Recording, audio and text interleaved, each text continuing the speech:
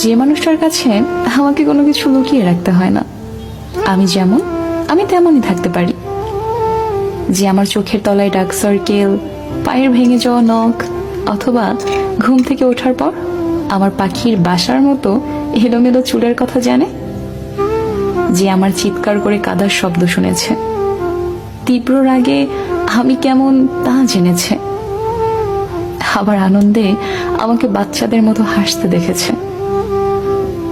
যার সামনে নিজেকে সাজিয়ে তোলার তাড়াহুড়ো নেই আমার। ও কি ভাববে, ভাবার দরকার নেই। যাকে জড়িয়ে ধরে মরার মতো শান্তির ঘুম ঘুমানো যায়, যার কাছে কখনো জাজ হওয়ার ভয় নেই, যার কাছে মন খুলে আমি আমি হয়ে থাকতে পারি। মোট কথা, যার সামনে আমাকে আমার মন্দটা